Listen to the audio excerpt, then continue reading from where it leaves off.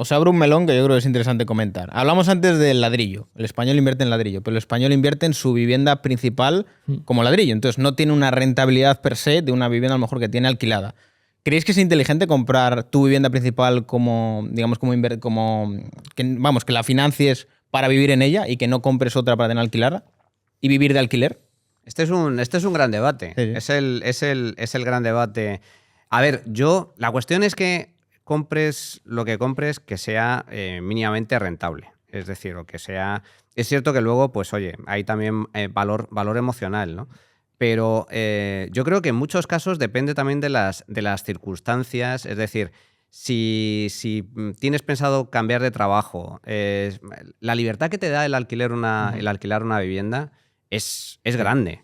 Y la gente a la hora de comprar una vivienda, yo creo que con las nuevas generaciones eso ha cambiado un poco también culturalmente. También entre otras cosas porque los bancos ya no financian con tanta facilidad como antes. Ahora los jóvenes lo tienen realmente complicado para acceder a una vivienda. De hecho, hace muy poco tiempo salía un informe, creo recordar, del Banco de España, en el caso de nuestros padres, la generación anterior, bueno, y no hace tantos años, hace 10, 15 años, el 70% de los jóvenes menores de 35 años tenía vivienda en propiedad y en la actualidad ese porcentaje ha caído al 30%. Es decir, los actuales menores de 35 años, tan solo el 35% tiene vivienda en propiedad. Yo creo que parte se debe a que los bancos restringen el crédito, la situación de los jóvenes españoles es mucho más complicada que en otros países, los sueldos son bajos, los trabajos son precarios, no tienen mucha capacidad de ahorro y eso dificulta enormemente la compra de una vivienda. Pero yo creo que también hay un cambio cultural. Hay mucha gente que no se quiere hipotecar de por vida, que vive mucho más cómodo alquilando y con la flexibilidad que ofrece y la libertad que ofrece un alquiler. Ahora, digamos que con las nuevas tecnologías y demás, realmente, a poco que tengas unos conocimientos básicos y con el tema del teletrabajo, con un móvil y un ordenador puedes trabajar en cualquier parte del mundo. Entonces, eso no sucedía antes. Antes la gente estaba atada a su lugar de trabajo y además por tiempo, o sea, por décadas o por lustros, ¿no? Entonces, desde el punto de vista cultural y psicológico, creo que también es algo importante a valorar. Y luego, la segunda pata, cuando compras una vivienda, como comentábamos antes, normalmente no tienes en cuenta todos los gastos que implica ser propietario. El pago de impuestos, el pago de tasas, las reformas del edificio, el mantenimiento de tu propia vivienda, los gastos de comunidad, todo eso te lo quitas. O los propios gastos de la hipoteca. Comentábamos antes el tema de la hipoteca.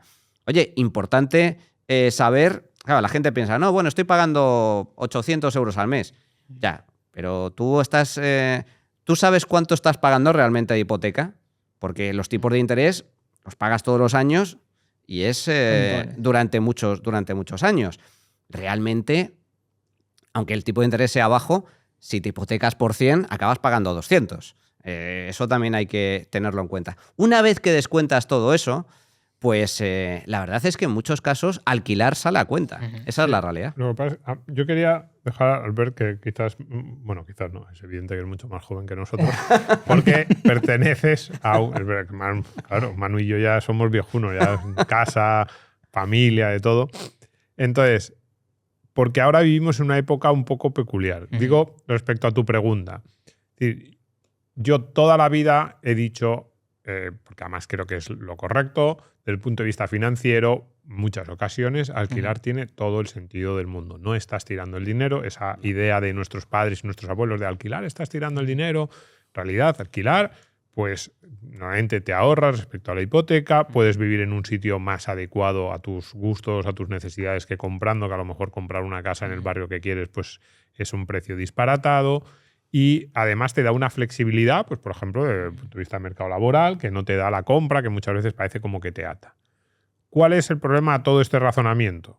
El problema a mí me parece que es ahora coyuntural y es que en los últimos 2 años el nivel de los pisos en España, sobre todo alquiler, se ha disparado a tal altura que ahora mucha gente te dice es que realmente no es así. Esto que me estás contando de que no es tirar el dinero, que te ahorras algo respecto a la hipoteca, dice, es que el alquiler me está costando casi más, porque es que si han disparado los precios, claro, esto no es porque sí, esto es pues desde la ley de la vivienda, las restricciones a la construcción y a la puesta a disposición de los compradores o de los que quieren alquilar o de los fondos que quieran comprar para luego alquilar. Hay muchísimas distorsiones en el mercado de vivienda en España que hacen que el precio de alquiler sea absolutamente disparatado, especialmente en las grandes ciudades.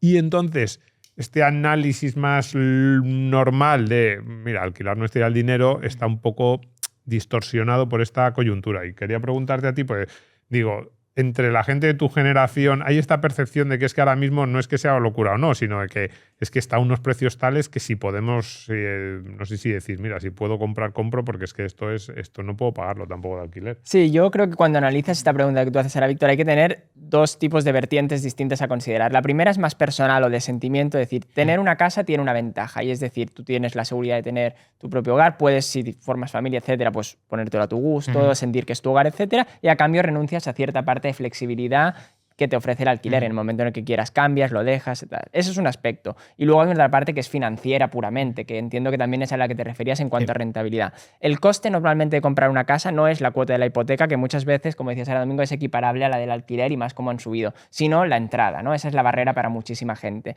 De decir, oye, yo tengo aquí un dinero ahorrado que tengo que dar como entrada para poder acceder a esta oportunidad.